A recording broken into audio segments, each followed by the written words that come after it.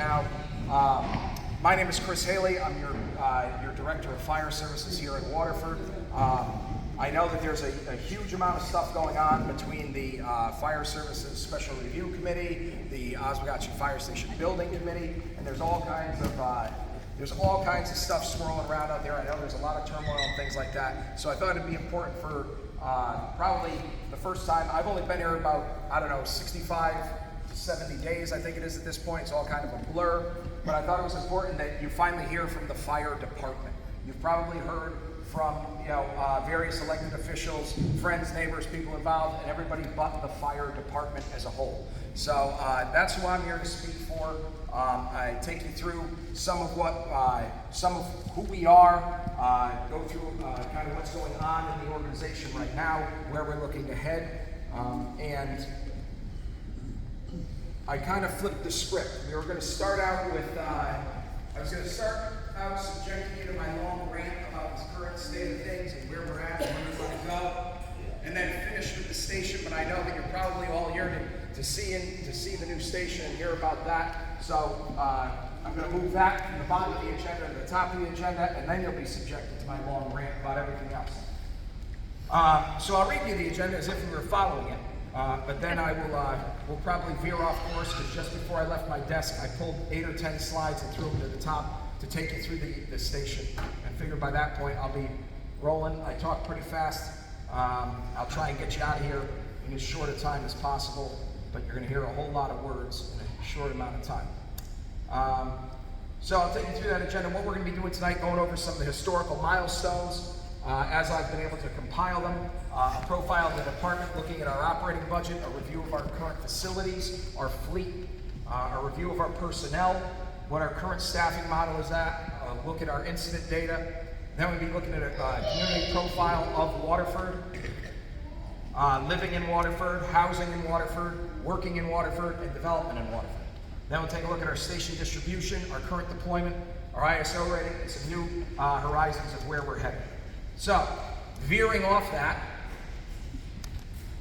as you can see here, 1929, 50 years later, Oswegatchie Fire Company in 1979, and what we hope to be looking at by the 100th anniversary come 2029.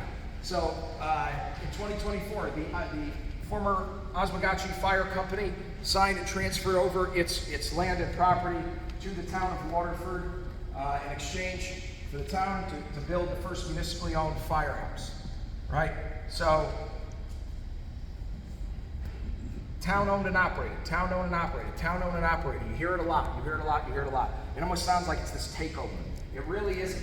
The important things about the town owned and operated, I put the security, stability, and efficiency of a town operated building.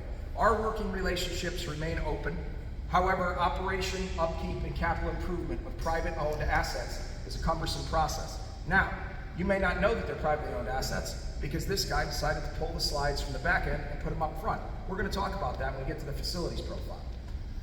This almost always leads to increased cost and delayed results. So municipal assets enhance, vendor sharing. If the town has preferred vendors that it uses for its municipal buildings already, it's a lot easier to be able to use those vendors when it's a town-owned asset. It brings us into compliance with current standards. It makes sure that we're in ADA compliance. Any new and latest building and safety codes and things like that.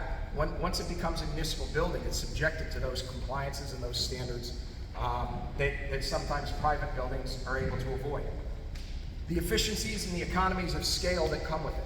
Again, being able to being able to bulk purchase materials and services, whether it's a general upkeep of the property, exterior maintenance, being able to share employees amongst departments, things like that. Just the overall efficiencies that come when you're able to cross that corporate veil of a private asset versus a municipal asset. Administrative task streamlining. From the guy who is responsible for paying the bills and all these things, you would not believe. We're working as best we can to possibly lighten that administrative task load. But when you have 5 independent organizations, so like I have 5 independent contracts for pest control, 5 independent contracts for cable TV, 5 independent contracts for internet, right? All of those things, we're working to try and streamline as much as possible, but when you're dealing with 5 independent agencies, that's what happens. So we work to eliminate that service bifurcation. I just talked about the internet. The only reason we're buying internet is because in order to have the town internet in a private building, you have to operate through a number of security filters, a number of features. Insurance. A town-owned asset is on the town's insurance. The insurance for many of our firehouses comes out of the fire department's operating budget. Again, a bifurcation of services. So by having a town-owned asset, you're able to do that. And lastly, funding, right? It came up again the other night, the RTM. The struggles with getting things funded. It's no secret that there may be hesitation for people to put public funds into privately owned assets. And I'm not saying that people have outright refused, but I'm sure that it's been a factor here over the years. If I was a tenant, I'm generally not fixing the landlord's property. You know what I mean? So there's been an ongoing relationship to try and get those things funded, but I'm sure that there's a lot more willingness to fund town-owned assets, and most importantly, it opens up your avenues for more grant funding, municipal funding, when you're not trying to transfer public funds into private assets. So a couple of features of the new building. Now, as far as the building itself, the building was designed long before, like I said, I've been here about 60 or so days. I cannot answer a ton of questions about the building itself. The architects, I think SPNA and Downs Construction did a fantastic job. I can just go over some of the features that support a modern firehouse. It comes with a modern training room with seating for up to 20. This is directly off the vestibule entrance for public use, public meeting space, public education. If we wanted to put on some public education stuff like that, where you can participate, or CPR classes, anything like that, it's directly off the public vestibule. It's a centralized location for in-service training for on-duty crews, right? It's a centralized location throughout town. Where right now, we have to work to either opposite end of the town, and you're going to hear a whole lot of talk about that throughout this entire thing. This offers us a centralized location for any in-service training. As we continue to grow, it's not you're going to start to see that we're not looking at things as individual firehouses anymore. We need to start looking at things as a fire department. It's already pre-framed for dual screen monitors, just like in our EOC. We have the built-in dual screen monitors throughout the building. That's already pre-framed in there. It has dedicated storage for training materials and props just for the training room. The turnout gear, care of the turnout gear. Building comes with a dedicated area for gear laundering, and included in that is a brand new commercial gear washer and extractor that's included in that, and a brand new commercial gear dryer. By having that gear drying box, one of the things that actually I'm working on a request from one of the stations right now. The UV degradation of turnout gear is becoming a bigger and bigger problem. So one of the requests that literally just crossed my desk 2 days ago was trying to get blackout blinds for one of the apparatus floors. So in modern fire stations, what they're doing is they'll build in an integrated gear storage area that also helps contain some of the off-gassing of the carcinogens and things like that. It has a built-in ventilation. You'll see that in a minute when you get to the gear lockers. But we're going to be able to pick up a gear washer and a gear dryer out of that purchase as well, eliminating 2 future capital requests of approximately $48,000. You just heard me talk about the gear storage and the gear lockers. By having that built-in dedicated gear room, we're able to get this stuff out of the UV in that ventilated room, which assists in the drying as well. Dedicated gear grid turnout gear racks, and like I said, UV protected. Cascade compressor. This helps fill the SCBA tanks, or air tanks, as they would generally be known. It replaces a failing antiquated current unit, and this eliminates a major capital request of about $150,000. This is also included in the major equipment in the plans. It has a decontamination room. This has become, a lot more prevalent, especially since the pandemic, but even prior to that, as far as cleaning up after EMS calls, any type of hazardous substances. It's a place to isolate and clean those infectious substances, clean your equipment, decon things down. I know some questions came up about the quarters the other night. It has accommodations for 3 individual bunk rooms, as you can see. Or You could have a surge bunk capacity for up to 9 members. Or, in the future, if we were to have a shift officer quarters in that building, you would have a shift officer's quarters plus a male and female bunk. By having 3 bunk rooms built in, it gives you that versatility to have 3 individual bunks if you want, a surge capacity of up to 9 if they're like in a severe weather event or something like that, or you would have the ability to have 1 bunk dedicated as a future shift officer's office, and then a male and female bunk. So having that the 3 bunk system like that allows you that flexibility on however you want to deploy it. So that's the building. Now we're jumping back in that table of contents all the way to the beginning. So a department profile. This is on our town website, but I'll read it for you here word for word.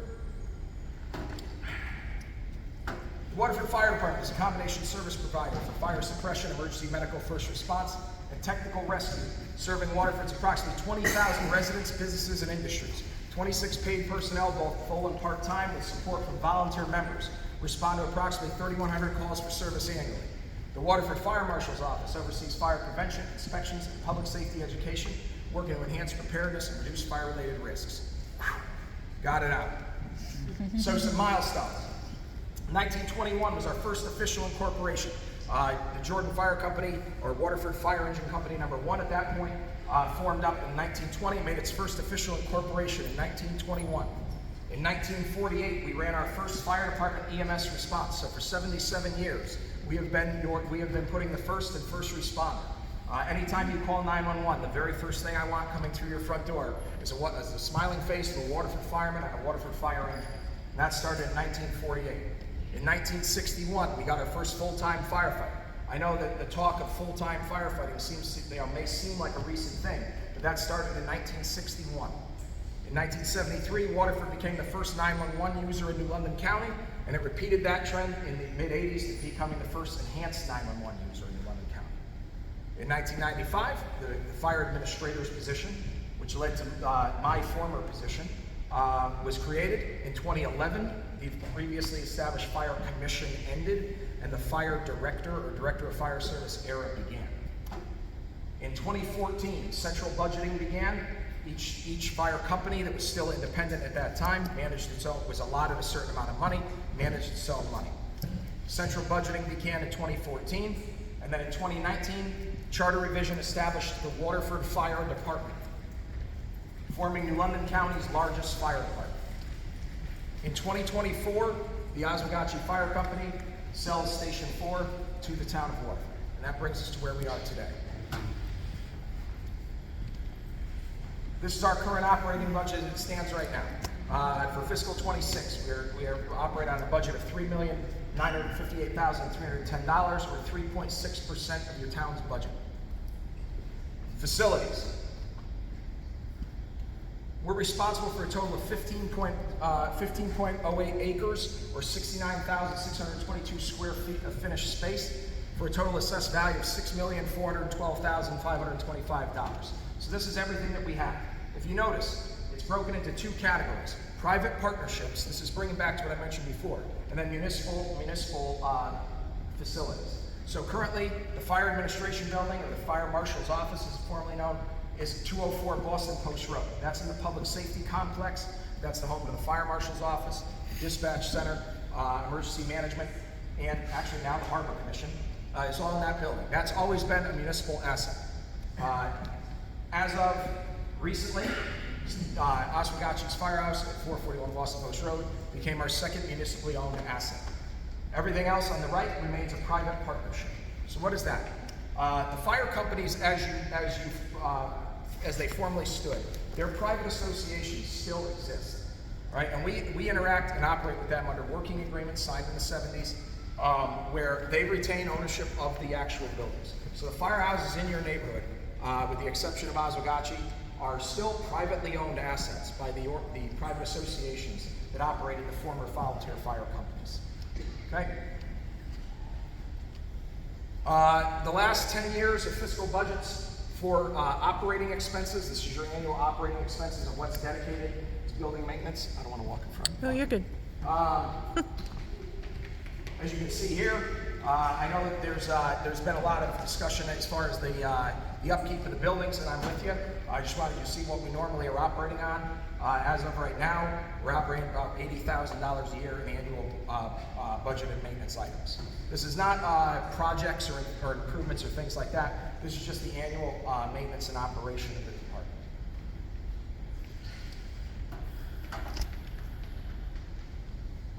Fleet. Our current fleet, this is taken from the Waterford, town of Waterford's fleet plan. It's just broken out a little bit easier, so it's easier to sort out.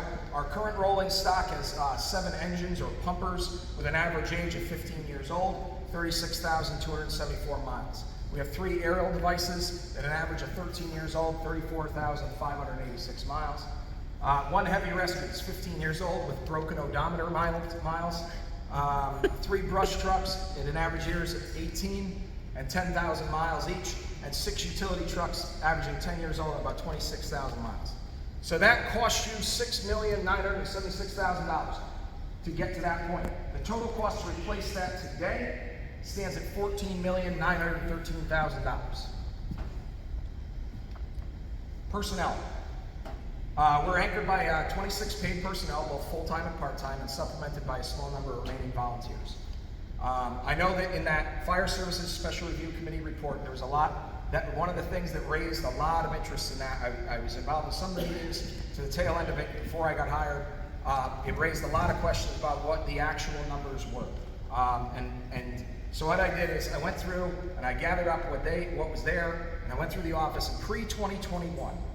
So prior to my predecessor, the activity rate of 75 incidents was used when reporting on active member counts. One of the things that came out of that Fire Services Special Review Committee report was that at that time, they were assessing active as someone that had 1 incident per year. So prior to that, 2021, they were using a number of 75.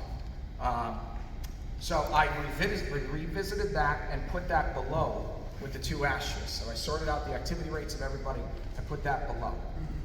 So full-time staffing, full-time firefighter EMTs. We are currently at a total count of 8 with an average age of 30. The average ages are there because in the course of this thing, you start to see it puts a kind of a time frame and bookends time frames on the urgency of certain things and the timing of people's careers and whatnot. So we're currently standing at 18 firefighter EMTs full-time, 8 part-time firefighter EMTs. So anyone that is paid full-time or part-time, anyone that is paid by the Waterford Fire Department is a certified firefighter and firefighter EMT. Anyone that's full-time or part-time. We do have a number of volunteer firefighter EMTs as well. Total number that was there on the books, 19 with an average age of 55. Sorted by that prior number, 5, and with an average age of 60. So I'm not saying that the volunteer system is completely gone, but it's being carried by a very small number of people that are doing the bulk of the work, the bulk of the work. And that small number of people is aging quickly. With the current state of things, I'm aging pretty quickly now. So volunteer firefighters. These are people that are certified firefighters, but not EMTs. That number, again, reported 14, average age of 41. That number above that 75 number, 22 years old. Non-certified support personnel. These are people who are not yet certified or have no intention of being certified. 24 of those, average age is 27. Again, subject to the number, 2. And then fire police. These are people that do traffic control if we have a major incident, if we're putting hose on the ground across the street, if we have a major car accident, we need to close down roads, if there's utility emergencies, the wires down, things like that. That's the fire police, and that stands at 20. Now, I'm going to revisit this at the end, but I want to touch on this. I think the current structure of the way things go, where we're measuring the value of a volunteer based on the number of responses, I think is highly unfair. I think it's highly outdated, and it's really, to me, it's really unreasonable. In this modern era, right, you've heard for 4 or 5 years of meetings and reports, it looks like, about the decline. And I think that at this point in time, we have 2 full-time employees in most houses, travel baseball, travel soccer, travel dance, travel lacrosse, travel pickleball, travel this. a little unreasonable to ask people to drop what they're doing and run out of the house. Drop what they're doing and run out of the house. Drop what they're doing and run out of the house. So at the end of this, there's going to be a volunteer outlook of what I propose we should restructure that too. Because I think that it's a pretty unfair expectation to expect volunteers to drop what they're doing and try to keep up with a full-time fire department that's doing over 3,000 incidents a year. I think it's to a point where that's just become unreasonable. That's an unreasonable ask. So, total full-time salaries add up to $1,436,000. About 1/10 of that part-time. Part-time salaries at $136,000, and a total volunteer incentive pay system of $40,000. Again, referencing what I was saying about measuring people based on call for points. Points turn into small stipends for the volunteer incentive system. Our current staffing model. We currently have 6 full-time firefighter EMTs assigned to each shift. These firefighter EMTs are currently assigned to Station 5 and Station 1. So this is Cohansey and Jordan. I continue to use the names. I understand. I have no problem embracing the heritage of it. And I think people forget that the neighborhoods are named after the firehouses. Or maybe the firehouses are named after the neighborhoods. I don't know. I wasn't around back then to figure it out. But I think it helps people have some reference. So we're currently staffing full-time Jordan Station 1 and Cohansey Station 5. Our firefighters work a 24-hour on and 48-hour off schedule. They average 53-hour work weeks. I'll take this as an opportunity to explain. There's a lot of misunderstanding about this. Just because they're working more than 40 hours a week, it's not overtime. It's not overtime. I was just explaining this to the Board of Selectmen the other night. The firefighters work a different schedule than everybody else out there in the world. So they're working a 53-hour week, right? And at any time they go over 212 hours in a 28-day period, that's when overtime, as you and I might know it, would kick in. So just so that's understood, it's a 24-hour on, so they work one day, 7:30 in the morning to 7:30 the next morning, and they're off for 2 days. And they repeat that, and the third day they come back to work. This is augmented by part-time firefighter EMTs at Stations 2, Quaker Hill, 3, Goshen, and 4, Oswegatchie. I committed the moral sin. I called them all by name. Throw rocks at them. These daytime shifts are currently 8 a.m. to 4 p.m. Due to a dwindling number of part-time staff, ability to support shift coverage of these 3 stations has become inconsistent. So with our dwindling number of part-timers, the ability to try and staff 3 stations with them is becoming very inconsistent. Last year, it was about 111 shifts went unfilled. Mm-hmm. So moving on to incident data. So for fiscal 25, we ran 3,097 calls for service. It's broken out by type there, using what's called their NFIRS number. That's how the incidents are broken down into what was going on. So your 100 series of your fire calls, and it continues on through. We'll be touching on this later. Next to that is the district's incidents. And next to that is station activity. And if you look across that line, you see there's a little bit of divergence between some of these numbers. And we're going to continue to touch on that later. So, community profile, a look at Waterford. Right about now, you're saying to yourself, man, does this dude ever stop? Does he take a breath? I do. So, the 5 census tracts listed below are referenced throughout this presentation. However, only the last 4 digits are displayed in the diagrams just for ease of viewing. So you don't have 5 11-digit numbers going across the screen. These are your census tracts. They somewhat mirror the previous fire districts, but I want you to know that what you're looking at is the census tract. It's how we measure. It's how we measured everything for this presentation. So 19,629 people, probably the most hotly debated number in the last 75 days. Is it going up? Is it going down? Is it up 1 person? Is it down 1 person? Do we really need this? We think it's going down. I made the joke of our newest firehouse was opened in Cohansey in 1942 when the population was 5,600. So if we needed it then at 5,600, we needed it at 19,628. But 68% of the town's populace lives below in the southern district of the town. About 50% of that is concentrated in between the central belt line between 156 or Rope Ferry Road and I-95. So we're total about 9,800 people. 8,650 residential structures yield over 9,000 housing units throughout Waterford. In the 80s and 90s, development grew the density along Route 1. Continuing today, that high density development, or HDD, and cluster housing continues on the Route 1 corridor. If you see Willits Avenue developments gets a lot of attention, but also Ivy Hill off of Great Neck Road. And as well as the bottom, your mobile home communities are also classified in the census as HDD, or high density development. Again, the vast majority of that, and listed here is anything 10 plus units. So anything that has more than 10 residential units in one spot is listed here. So again, along that central belt line, working in Waterford, 8,903 workers account for a 45% increase in Waterford's populated occupancy. So Waterford is a fire department that punches well above its weight. It's often looked at saying, how is it so busy? How are they doing so much? It's only this small town of 19,000 people. But that's because during the daylight hours, you're really a city close to 30,000 people, because you're picking up 8,900. So it's a department that punches well above its weight. And again, a large concentration of that is through the central belt line and that northwest corridor. Commerce. Much to the, joy or dismay of our fire marshal's office, Waterford is home to more than 880 commercial, industrial, or public utility parcels. These contain over 2,180 inspection-required occupancies. These include your mercantile, your factories, your industrials, your educational facilities, your utilities, storage, any commercial residential properties.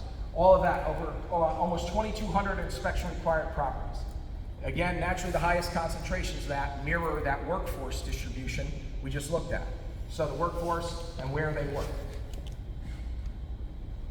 A growing future.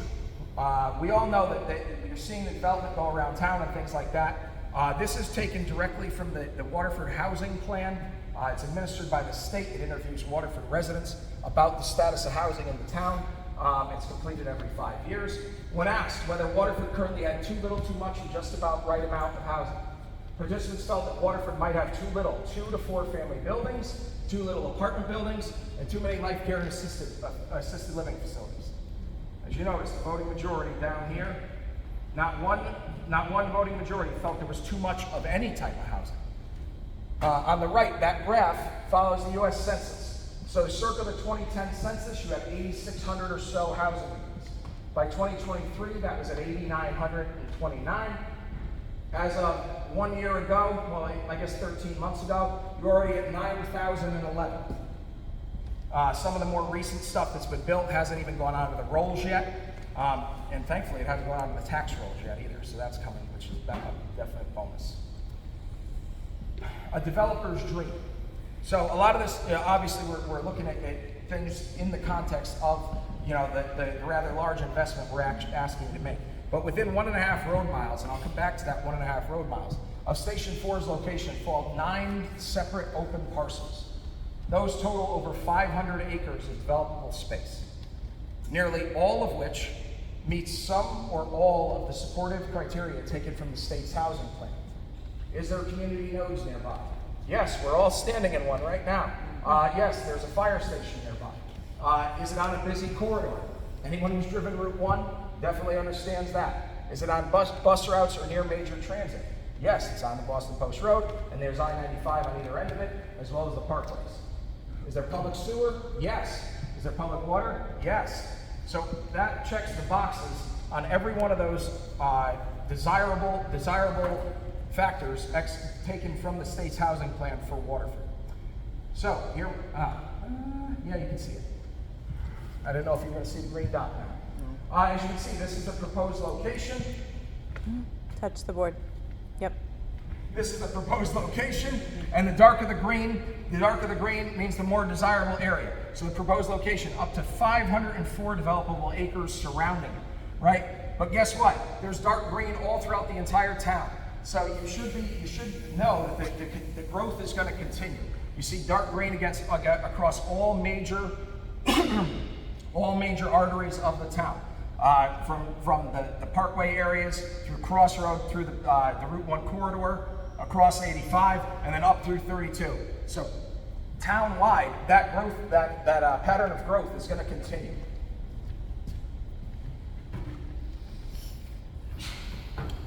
One more breath, then I'll finish the whole thing in one shot. Our current station distribution.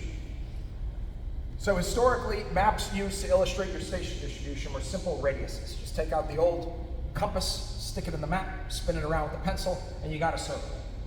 Towns were able to use whatever ranges they want to use. But somewhere along the line, people realized, not everything is equal. If my firehouse faces this way and I got to go to a call that way, I'm not in a perfect circle. Not everything is equidistant. So, sometime in the 90s, they started to use a diamond model, where they turned the diamond in the direction of the station, and it made things a little bit more accurate portrayal of distribution. But here I just gave you both. Communities can choose any preferred range. You can use a quarter mile and a half mile. It's just to illustrate, the coverage of your station. A quarter mile and a half mile and a mile. I choose to use a mile and 2 mile radius in the radius in diamonds shown here. So heat mapping. Heat mapping is used to visualize areas of high service demand throughout a municipality. So I took the 25 most service locations throughout Waterford and plotted them on our map. 23 out of 25 of those, or 92%, fall within 2 miles of your current station deployment. So 23 out of 25 of your busiest locations fall within 2 miles of a current station deployment. Being that we're talking in the context of the new Station 4, I took District 4's 25 most common service areas and applied that to a heat map. Coincidentally, 23 out of 25 of those, 92% also fall within. The one outlier is that B right there that actually falls technically within Station 5's deployment, but the road travels a little bit closer for Station 4, so it's a Station 4 call in the system. So what is ISO rating? I've had a number of people either call the office or reach out and ask about this, and it came up the last RTM meeting, I guess, yeah. What is the ISO rating? So the Insurance Service Office assigns a public protection class to communities based on your fire department's capability, your water supply system, your dispatch and emergency reporting, and community risk reduction initiatives. This PPC rating score is then provided to property and casualty insurance companies to establish your premiums. So, generally you hear it referred to as what's your ISO rating, but it's really what's your ISO PPC, what's your public protection classification. But it's anecdotally just referred to as your ISO rating. Well, what does this matter? I have here prudent protection investments, practical benefits. So your insurance benefits are residential. In a town like Waterford, where you have a really good water system, in a town like Waterford, where you have a really good water system, you're not going to see the heroic residential property insurance drops strictly because of a PPC classification, right? The water system is good enough to where just strictly changing your PPC is not going to have this massive impact on your insurance rate. Where if we were in Kansas and we were in an unhydrated area in Kansas and we were a class 9 and they brought public water out of the street, and you could go down to a class 4. You're bordering from like an uninsurable property, borderline uninsurable property in the ISO spectrum down to insurable property. That's where you'll see that huge benefit strictly because of the PPC rate, right? What it does in a town like Waterford is like a town that doesn't see fire loss every single day and measurable loss. What it does is it opens up market competition in the underwriting. So when a town that doesn't experience fire loss every single day, it puts you into a measurable category for the insurance underwriters, where they can compare your community to someone else for measurable fire losses when they're determining your deductible rates and things like that. So what that does is it opens up markets for new business. So, underwriters generally will look at certain different risk profiles, certain different things. So if you have 10 people competing for your homeowner's insurance versus 2, that in a town like Waterford, that's where that benefit is going to come to you residentially. But what I think is most prudent about this to Waterford is that it reduces the cost of doing business. So the commercial properties generally see your greatest benefits. The person that's responsible for insuring Sonomist or the people that's responsible for insuring EB at the Crystal Mall, or the people that are responsible for insuring a $5 million warehouse with $15 million of machinery in it, is probably paying a little bit more insurance than somebody insuring a 3-bedroom kit, right? So that lower cost of business, especially in BI, which is your business interruption or your continuity of business coverage, that's where you can lower that cost of business for business owners and leaseholders and help drive economic growth, right? And that commercial development is the development that anybody that likes to keep a low mill rate wants, right? That's the key, is driving commercial development. And that's the most important thing as far as what I believe is important about the ISO rating for Waterford. But often forgotten is enhanced grant funding opportunities. It measures and demonstrates appropriate outcomes.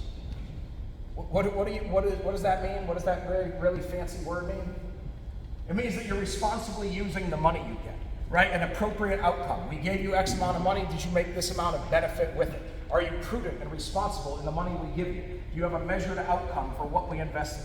You, not only as tax dollars, but as grant dollars as well. I just submitted a SAFER grant last month. The second page, what's your ISO classification? Immediately. So they have the ability to measure and demonstrate appropriate outcomes, AKA, you're not just senselessly wasting money. You're investing money with a positive outcome associated with it. It's a local economy driver. Seemingly nominal savings to an individual can equate to hundreds of thousands of cash flow as a community. Now, I'm not saying that it's not going to have any effect on your residential insurance, especially in this state. But I believe the main driver is the commercial, is maintaining your commercial tax base and advancing it. But even a 5% increase or decrease in a homeowner's premium.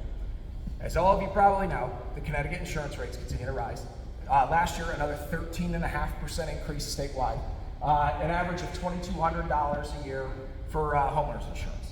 So even if through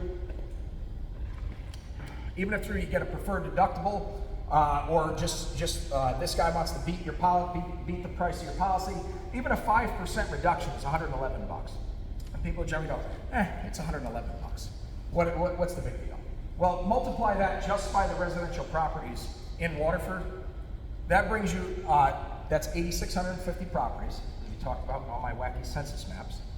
That brings you up to $953,000 in local cash flow.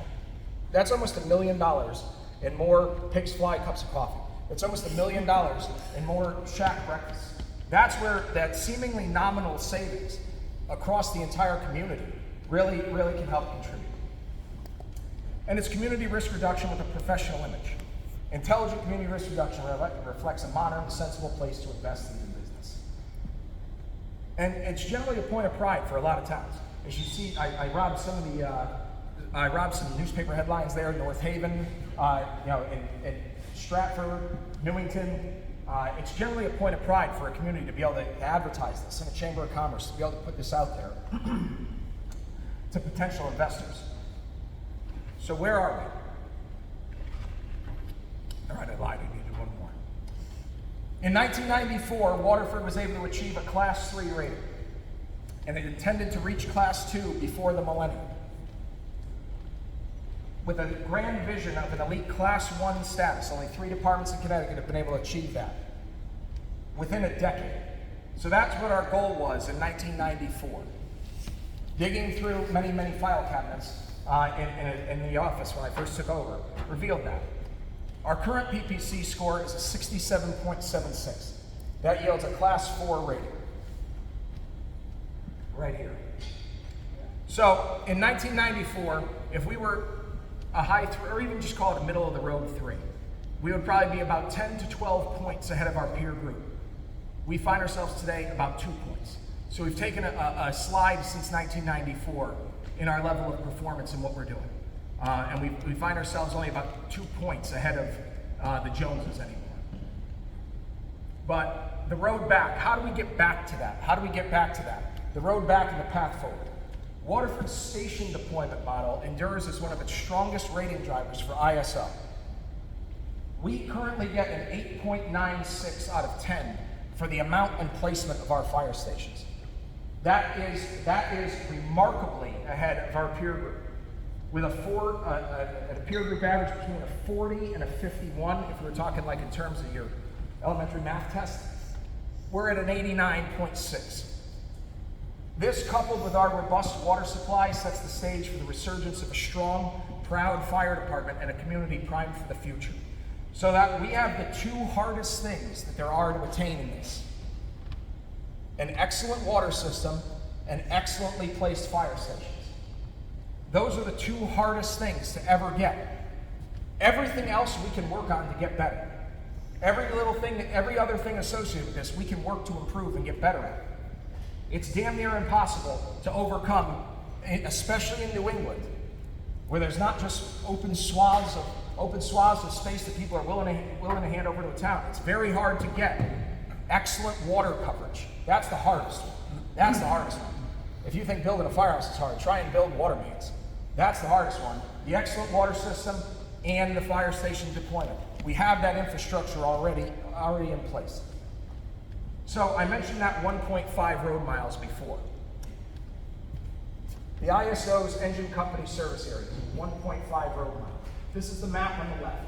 That's a 1.5 road mile measurement of the built upon area. So when the ISO is rating you, what's the amount of built upon area covered in a 1.5 road mile distance? You see almost zero overlap in that map. We're covering as much as humanly possible. And then on the right, 2.5 mile for your ladder companies. So we currently have a ladder company in the Jordan Firehouse down at Station 1, and we're working to get our ladder company back online out of Cohansey as soon as we can up north, and that's a 2.5 radius. Again, that leading to 8.96 coverage. That deployment model is fantastic, and you're very, very lucky to have it. So the other night when I said, why is the 5 stations that important? This is why.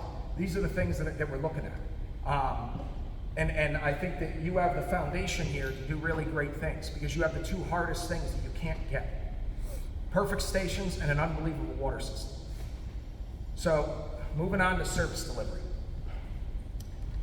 So demand indicators. We talked about our total call volume. 3,097 calls for service last year. But what I want to draw your attention to is the box below that. Concurrent incidents. 574 times last year there was at least 2 calls at once. 574 times. 72 times there was at least 3 calls at once. So I did a road service study of our apparatus. This is why I'm up so late at night in the office there when you drive by and see the lights still on. It takes a lot, but we're getting there. I did a 3-year road service study of our apparatus. I went through, found all the odometer readings throughout the last 3 years. And if you notice, our engines assigned to Cohansey and Jordan are averaging over almost 23 to 24,000 miles per year because of the way we're currently staffed. So enough of this ranting, Haley. What are we talking about? Why are you bringing this all the way back? So all the way back to the way we're currently set up on the north and the south end. Those engines are pacing about 24,000 miles in the time of this study. Our slowest engine is doing 3,000 miles at the time of that study. That's an 800% difference. 800% difference. So what does this all lead to? So our current staffing of Station 1 and Station 5 responded into the District 4 or the Oswegatchie area 92 times from District 5. Now, I broke this down because we have multi-unit calls. If there's some type of house fire or a hazmat call or things like that, you'll be getting engines and vehicles from numerous houses. It's a multi-unit call. It should be expected. You'll see this. So that's your NFIRS 100 and 400s. Those are your fire type calls or your hazardous conditions, hazmats, gas leaks in your house, things where we'd be pulling multiple units anyway. The one I really want to draw your attention to is the NFIRS 300. That's your car accidents and EMS calls. So 35 times out of that 92 times, Cohansey had to go into Oswegatchie for an EMS call or a car accident, which is graded the same as an EMS call. If you fall and hit your head on the ground, it's the same as hitting your head off the steering wheel. So they're graded the same way. Below that, Jordan, Station 1 into District 4, 230 times last year. 230 times last year. 141 of them for that 300 series. So the 300 series, these are the calls that these stations should not be going on. They're not multi-house calls, they're not fire calls, they're not gas calls, they're not anything like that. Those are the ones that are in that 300 series.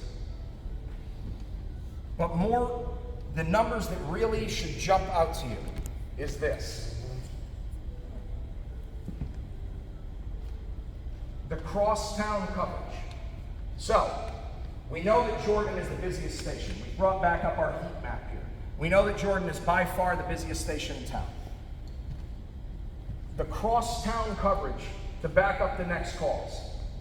So, Cohansey, the only other full-time station, running into Jordan and Goshen 192 times last year. That's an awful long way. Station 1, crosstown coverage, from Jordan to Cohansey and Quaker Hill, 274 times last year. So to give you an idea of what that looks like, we know Jordan is the busiest station in town. These moving boxes, I'll bring it back for you, are in 1/10 of real time. So if it takes 1 second for the box to move, it would take 1 minute in real life. So Jordan handles its first call, easily our busiest station. One of the problems with assigning the full-time staffing to the busiest station, it's obvious, it's the most common sense approach that they could have taken along the way. You handle it, you put the people where you're going to do the most good for the most people as many times as possible. They moved on to the next full-time station, the next busiest. You put the people where they can help most people the most times, most amount of time. But what that has created is this cross-town coverage. And this is why you see that 24,000 miles. So Jordan, the busiest house in town, shouldn't that have the most mileage? No. Cohansey, backing up the busiest district in town, across town, across town, across town, across town, across town, again and again and again, right? But what does this matter to me? I don't live there. Do you live there? Because that becomes the problem. That to me is what is most alarming about this. Now you mix that with the stat I had before of 574 times last year, at least 2 calls at once. And you see this situation. So this little moving box, you saw 192 times last year. Not only is that one heck of a long ride down, but that is what really alarms me. So, the doom and gloom. What are we going to do about it? What are we going to do about it? We're going to respond to the demand, and we're working to improve your service as fast as we possibly can. We're working to get a third full-time central station online. Reorganization is underway right now to begin incrementally increasing our manpower to get Station 4 full-time as soon as this fall. As soon as this fall, I'm working as fast as I possibly can. The finance department has been a very big help. I'm trying to cut it out as much redundant waste and things like that in the department as I possibly can and convert stuff into staff. If I can convert stuff into staff, I will. And we're finding it as fast as we possibly can. We're looking at the current state of the building, seeing what we can do to get people in it. We may have to clean some things up and maybe, make some minor modifications to the way we operate and things like that. But we're trying to get full-time staff there as fast as possible. Getting that station full-time provides a framework for a uniform multi-station fire department with a central station and a satellite station model. Responding outward, not acrossward. Responding outward to the satellite districts, not across the town. Full-time staffing at 3 central stations closes gaps and improves service delivery town-wide to all districts. That map should show you what we mean by that. Right now, we're not technically really operating as one organized fire department. We're operating like the vestiges of 5 independent companies that are really, really struggling and haven't made that step forward into a municipal fire department yet. We're jumping on trucks and running across town, and the guys that are here are doing a phenomenal job as best as they possibly can. And especially the guys that are up there in years, those guys are carrying us. It's not going to hold out, and we have to start making steps forward. A lot of this stuff keeps me up at night quite a bit. But our guys out there busting their ass for you every day. That's going to increase our capability and increase our capacity and increase our quality of service to you, regardless of where you live. Station 4 will significantly reduce out-of-district responses of the central stations, reinforcing district coverage as well as their satellite districts. So getting those central stations built up and being able to cut the town in half lets those central stations work outwards instead of way late across town to help you out. Increasing the full-time staffing at Station 4 displaces part-time shifts that are currently assigned there, and we can immediately move those shifts out to Quaker Hill. We need to continue to reinforce that coverage out to Quaker Hill, so as soon as we can get full-time people taking over shifts at Oswegatchie, it allows us to move part-time shifts out to Quaker Hill. This closes coverage gaps to better distribute the call volume and increase our surge capacity. As I talked about, 73 times last year, 3 or more calls at once. 73 times, 3 or more calls at once. This dramatically reduces response times to multi-unit calls and concurrent incidents. Dramatically. So what's the outlook for our volunteers? I got choked up a little bit there because I said the guys are getting up there in years. It may sound like we're pushing everybody aside. And I want you to wind all the way back to the very beginning when I said we need to revisit how we're using our volunteers and the way we're viewing the volunteer system. Because 50% of our roster started on a Waterford roster. 50% of our full-time people started on a Waterford roster. We need to transition the focus to a career pipeline for our new members. That, to me, is how you market the volunteer system, is that we're gonna invest in you and we're gonna have a career waiting for you, right? That if we're gonna work to invest in you as training, we bring people in new, we have a youth movement, try and bring those people in and back it up with offering people the ability to earn money. You work volunteer to a part-time to a full-time as soon as we hit the ability to pull you on full-time.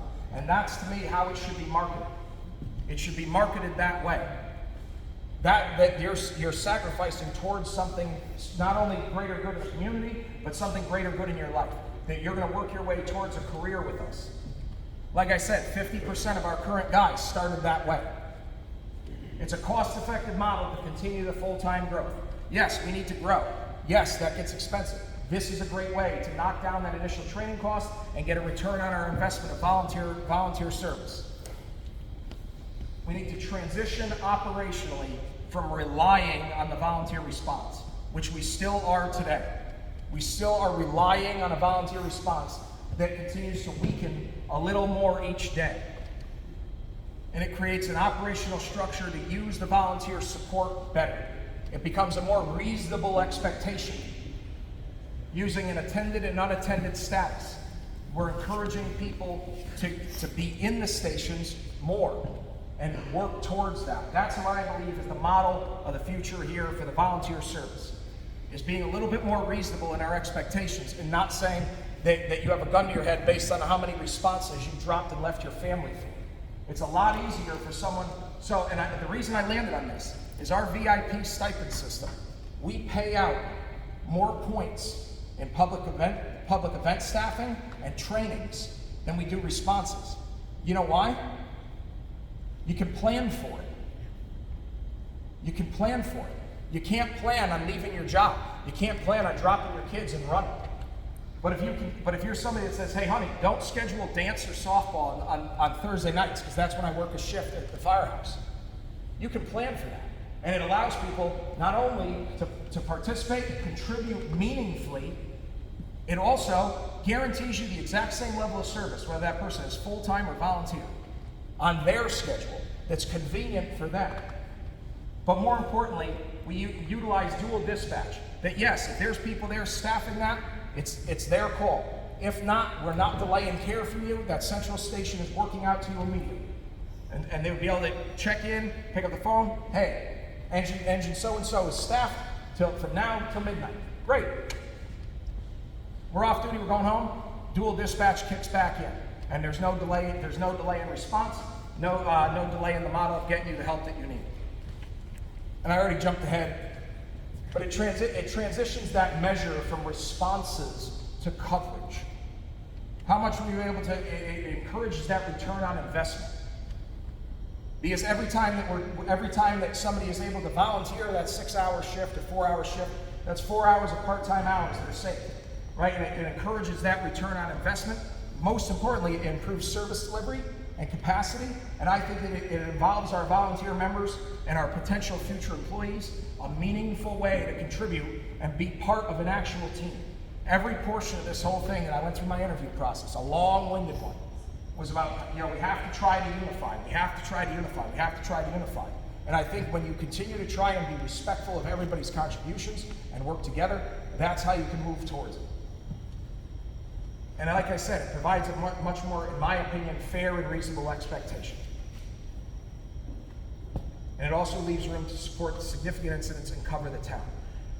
One of the things that I think is a challenge right now is that when there is an incident, it's basically assigned as everybody goes, because we just need as many hands as we can get. I would like to move past that and mature into an actual fire department that eventually is able to handle more than one call at once, where we can then slow the pace of things down, right? Again, the unfair expectation of asking someone who's responding from home to try and match the performance of someone who's at work full time.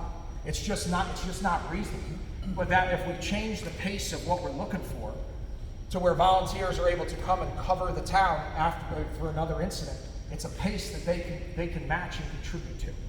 And most importantly, it allows that heritage of the volunteer system to continue.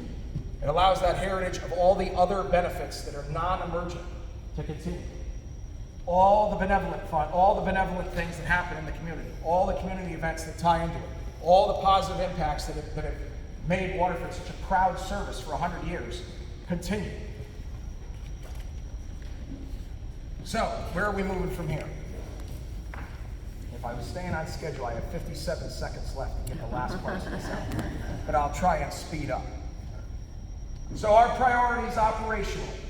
Again, like I said, responding to the demand and improving service. Priorities operationally, begin increasing manpower as fast as we possibly can to allow full-time coverage of Station 4.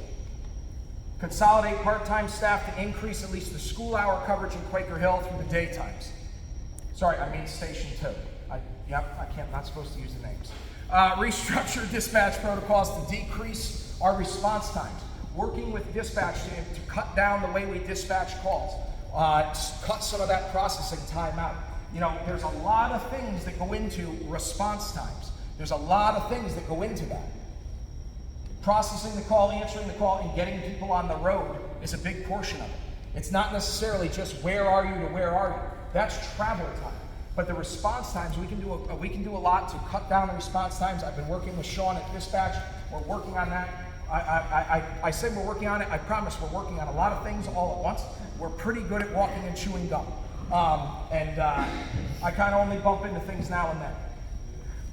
Restructure our operational assignments, improving that organization and that capacity.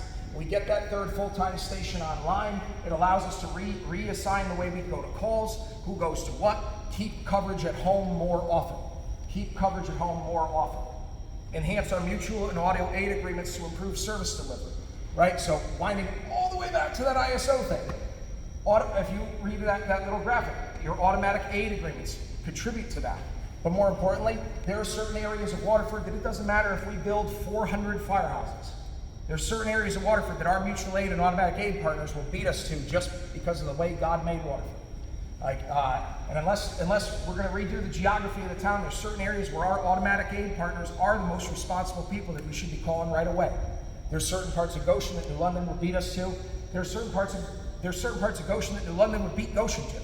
There's certain parts of Quaker Hill that New London would beat Quaker Hill to. So we're going to continue to work with our auto aid agreements. I've had fantastic discussions with the Chief of New London all throughout.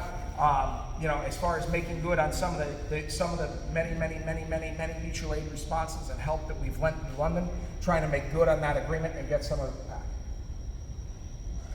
Enact minimum staffing on the fire apparatus. I attended a number of meetings throughout where my predecessor repeatedly put in giant font letters, 1 man on a fire engine is not sufficient. I agree. We're going to be raising that minimum staffing on the fire apparatus to get rid of one man engines. Eliminating the 1 man engines for everybody. Eliminating 1 man engines for our volunteers and our part-time people as well. So if we don't think that it's safe to have a paid person on an engine alone, it shouldn't matter whether it's full-time, part-time, or a volunteer. If we don't think it's safe for somebody, we're not going to do it. We're going to work to eliminate the 1 man engine responses and move up the minimum staff. We're going to redirect funding and training for the rescue technicians. As we continue to grow as a department, the long, proud history of technical rescue in Waterford needs to maintain at the forefront. That takes a lot of training. I'm going to try to redirect as many funds as I can in the budget to continue investing in our rescue technician program. With the amount of industry in the town and the continued growing industry and the varied industries, we just took on a whole new realm of it today. The guys are in surfacing right now with the utility commission. We're taking over a lot of roles in their confined space rescue for the number of pump stations and things around town. That remains a very clear and present thing here in Waterford, and we have to continue committing to investing in them. Facilities. Long-range outlook. Came up again the other night. That's why I kept saying, come on out Thursday. Multi-year capital budget requests to RFP for a condition surveys team. We need expert help. We need somebody to look at our mechanical and electrical systems for each of the stations with a structural systems review, a compliance and analysis review of current things, and more importantly, an environmental and air quality study for each of those buildings. And continue to pursue further partnership talks. We talked about the ease of maintaining and funding and protecting town-owned assets. So continuing these partnership talks with other companies. I'm going to make a capital request to update our station alerting town-wide. We can continue forward on updating the dispatch protocols. Like you have dispatching of radios, we have to dispatch the buildings as well. So updating that station alerting town-wide to get everyone on a uniform system that's more modern. That'll be a capital long-range request as well. And a capital request to unify the access system town-wide. So you've heard me say about a bazillion times, it's one fire department. We all need to be able to get into everybody's buildings and get onto everybody's rigs as well, right? Especially as far as callbacks, part-time firefighters, volunteer firefighters, we all need to be able to get to everybody's buildings, get to everybody's rigs. So getting a town-wide access where one fob can open up all the operational areas. The private associations are able to keep their private areas, but being able to get everyone working together on one town access system would benefit us greatly. Being able to get to everybody's equipment, being able to get to everybody where they're going. The fleet. Whew, the fleet. Achieve more because of less. Everybody says do more with less. I say achieve more because of less.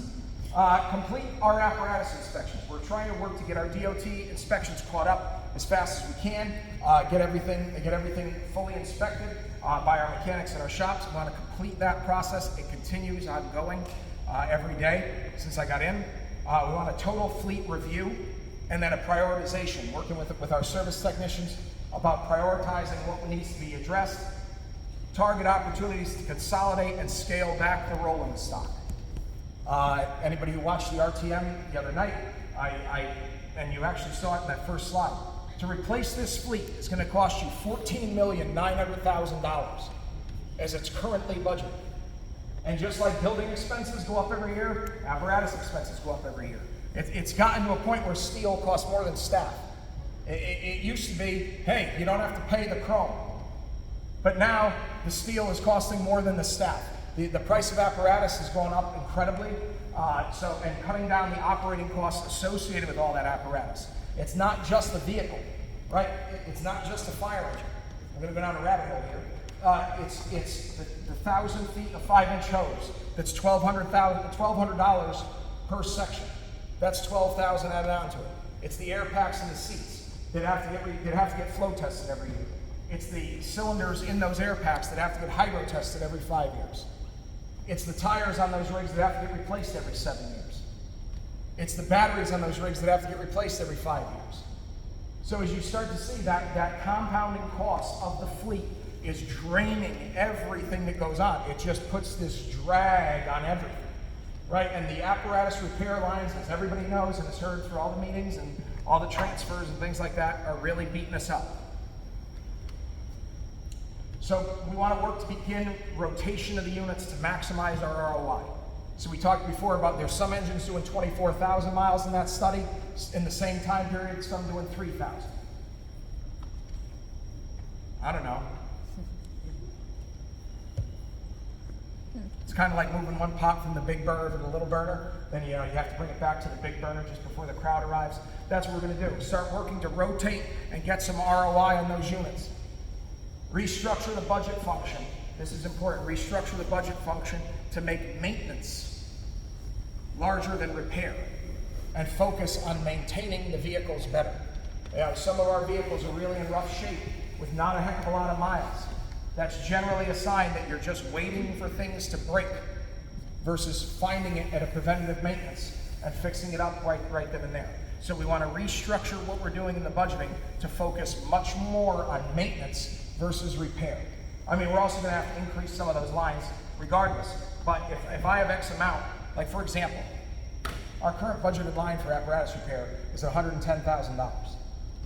We have 11 heavy apparatus. I say this with a disclaimer, I didn't write the budget. But $110,000 across 11 heavy apparatus is 10 grand per apparatus.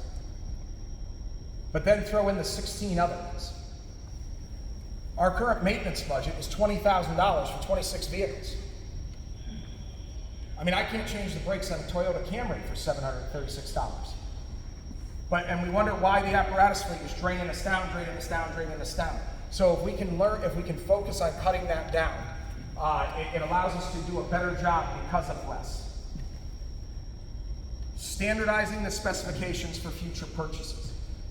Being able to get one standardized Waterford fire engine spec. By the way, thank you for being so attentive along the way. I know that the vehicles have the names on them, but they're not always where they belong because so much stuff is constantly in the shop. We get a lot of people on Facebook and a lot of phone calls in the office. I mean this. That are going, why is that engine over here? Because that one doesn't run normally, and like doesn't run. Like that one's in the shop, and we have to move it there. We're always putting them where they best serve you. I promise. It's tough for us too. But standardizing that specification for all the future purchases. And then priorities for my office and my building. I want to advocate for that inspection fee schedule that's coming up. That's coming up as far as the charter revision, or the charter that's open, the 236 ordinance is up to increase our inspection fee. That becomes a revenue stream. The fire marshal's office can hopefully start bringing in a couple $100,000 a year to help row that boat. And that's what we look forward to, is that fire marshal's office being able to take advantage of some of this development. And it's coming, let me tell you, there's a lot more of this development coming. So we need to be able to capture that, and help chip in. I want to improve the budget function and transparency. It looks like that probably over the years there's been a lot of photocopy.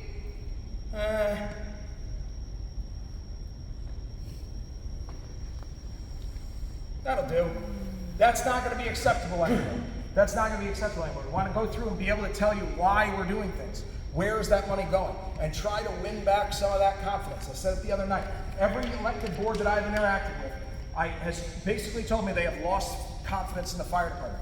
We hear you. I hear you.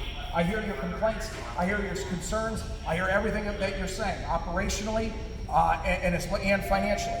We want to try to prove that you're investing in your fire department, not spending on it. So I want to be able to try to clean up that budget function. It's going to take a couple cycles, but we can work to get it back.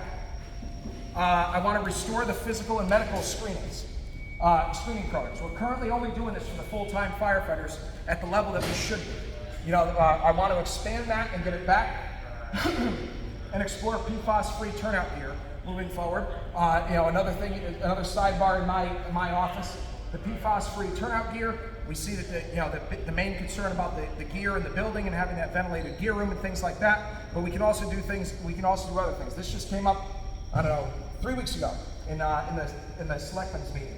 One of the selectmen had asked about the PFAS-free turnout gear, picked up the phone, called our vendor and said, hey, we got to start trying to explore a spec. Implementing the uniform training program. This was another thing that in 2019, I think one of the things that really shook Waterford a lot was that in 2019, we formed the Waterford Fire Department. And about 90 days later, COVID hit. And all those policy rollouts and all that development, all of that approach to running a municipal fire department got shocked by the pandemic. And then ever since then, it's been in kind of survival mode. It's getting to the 24-hour coverage because something happened. Then it's getting through 2 contracts to be able to get that 24-hour coverage, and you've been in survival mode, and kind of just stumblingly forward every day to survive to the next day. That's how it feels to me. I think I personally feel that's the feeling I get from a lot of our guys, is that a lot of people have been looking for that big step forward, and I certainly feel it from my interactions with the public. But one of the big portions of that is there's supposed to be a training plan for the whole department. We're working on putting that together, where the same training will be offered to our full-time people, to our part-time people, to our volunteer staff. I think I landed on I'll say it's great because I thought of it, but I think I landed on a serviceable idea of how it's able to be done. Yes, it's very challenging to do this in a combination setting, but I think it can be done. Offering an evening session and a Saturday session that goes in line with our full-time staff. And that's what I look for. I hope to work towards that, getting that integration going. That's a lofty goal, of course. There's all kinds of God knows what buried in there in the past of things, but that's kind of a look at where we want to head to. I want to improve the documentation and record keeping. When I first took over, trust me, it took me a lot of data mining to be able to put this together. But when I first took over, the documentation and record keeping really needed a boost. And I think that a lot of this stuff is probably what you should have saw before anybody even talked to an architect. I think this is probably what should have been presented to you long before. Like I said, if I had a time machine, I'd fly back. But I want to continue to improve that record keeping and that documentation so we can set score. Like, just answering the call shouldn't be the goal anymore. Did we just cover the call? No, we want to be able to see, did we do a good job? What can we do to get better at it? Like, I'm a coach by trade. Like, they keep score for a reason. Like, you want to be able to do better than somebody else. You want to be able to measure yourself. You want to be able to see where you stack up. That's why I talk about that ISO rate. You want to be able to see where you measure. Just getting the call covered shouldn't be the bare minimum standard. We should be aiming to do better and be able to measure service delivery and look at how quickly did we get there, how well did we take care of something, and streamline our systems and enhance compliance. So cutting down some of the very antiquated systems and record keeping and things like that, and then enhancing compliance. I guess just prior to me getting hired, there was an OSHA complaint that came in, and there was some fines associated with that, and I've been given some corrective measures on getting that stuff sorted out. The physicals ties into that, and the turnout gear focus ties into that a lot. So being able to clean up some of that stuff and enhance the internal systems to make sure that we stay compliant on things, and work to stay as compliant as we possibly can on all of that.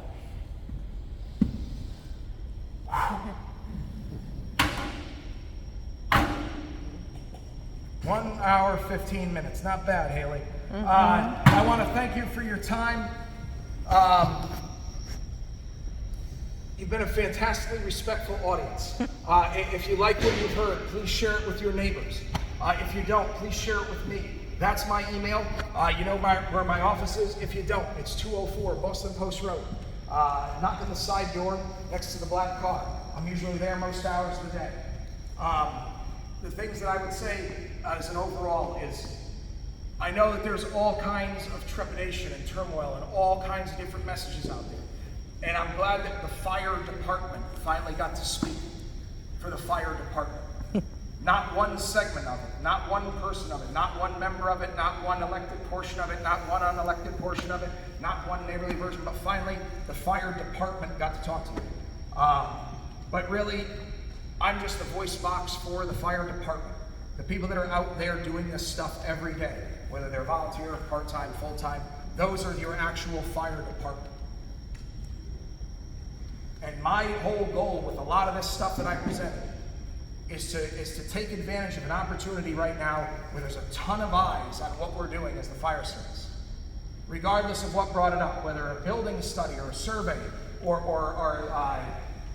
special review whatever brought the eyes to it, I'm glad, because I think that this is a great time for a town to dust off an old car and start it up again.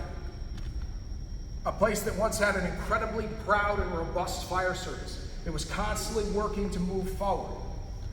Somewhere along the line, between like 1995 and 2000, that thing started to decline a little bit, and a little bit, a little bit, a little bit, a little bit. So hopefully what we're able to do is kind of stop going from, this is what we're about, to, hey, this is what we're about. And dust that thing off and fire it up, and maybe soon enough, let's just get it running, but maybe soon enough we start putting some wax on it and we start taking it to some shows. That's what I hope to take advantage of, this whole everything that's going on. I know there's all kinds of stuff swirling around there. You wouldn't believe it, how much I've heard, and it's fantastic. It really is. It seems chaotic, and man, like coming over here, I'm saying to myself, do I bring a flak jacket just as like a funny prop, or do I not? But there's so much surrounding it that it's a great opportunity, in my opinion.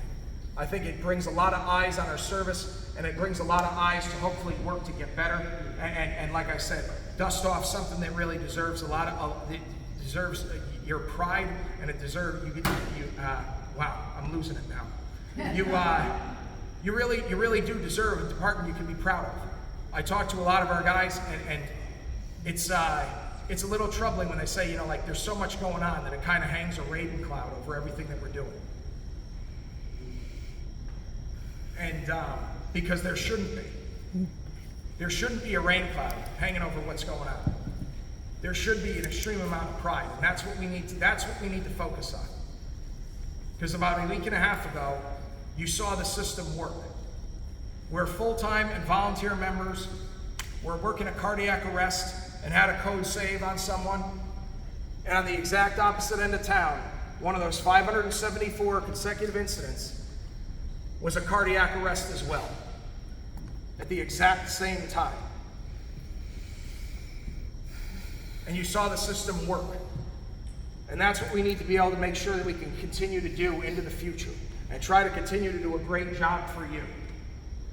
So I know that what brought us here is this building of a firehouse, but what I'm trying to build for you is a fire department. That one firehouse is just one portion of your overall fire department. And that's what I hope that we're able to do, and I hope that we're able to restore that level of pride that got so much energy going. Whether it's positive, negative, constructive or opposing, whatever it is, that comes from somewhere. It comes from a pride and an attachment, is what I believe. It comes from a pride and attachment to what's going on and to each individual part of it. And what we need to do is be able to focus on moving this entire organization forward. So I thank you for your time. I really, really do. You've been pleasant. You've been fantastic. And I'll stop at 1 hour and 20 minutes. If you have any, like I said, if you don't like anything you saw, share it with me. But I do kind of like compliments now and then. If you liked something you saw, you can email me that too. And other than that, thank you. I tried to get you out of here as soon as possible.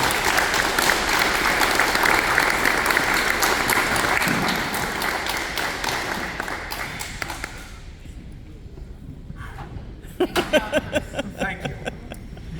Exit stage right. Yeah. Oh, right.